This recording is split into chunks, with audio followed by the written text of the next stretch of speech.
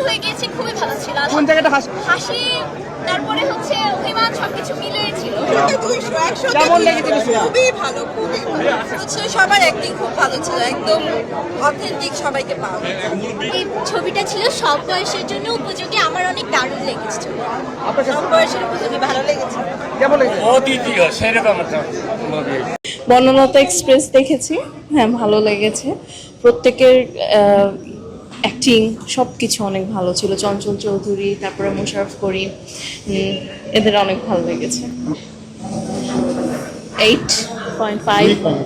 ফার্স্টের দিকটা একটু স্লো যাচ্ছিল, মিডল থেকে একটা হাইপ হয়ে গেছে, একটা জমেছে যে ওকে ফাইন, নেক্সট কি হচ্ছে, কি সময়।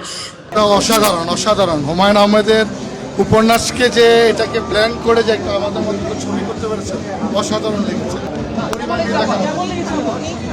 অনেক ভালো, 100 অসাধারণ। আমাদের 90s সময়টাকে ফিরে আনার জন্য তানিক রহমানকে অসাধারণ ধন্যবাদ।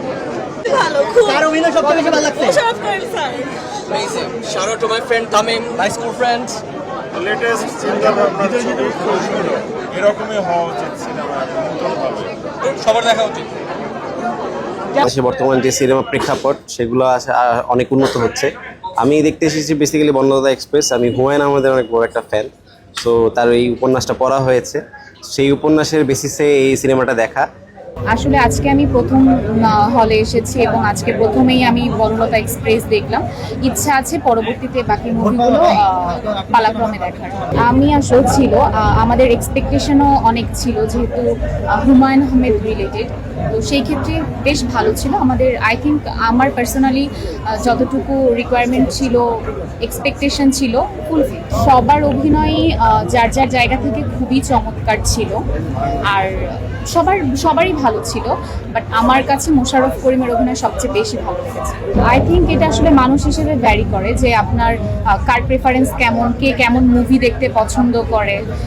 আমার কাছে এবার যতগুলো মুভি এসেছে তার মধ্যে আমি আমার মতো করে সিলেক্ট করেছি, আমি প্রথমে কোনটা দেখবো, দ্বিতীয়তে কোনটা দেখবো। তো সেদিক থেকে আমার কাছে বনলতা এক্সপ্রেস হয়েছে সবার অভিনয়। চঞ্চল চৌধুরী, বাঁধন, সবারই ভালো লাগছে, সবাইকে পছন্দ করি।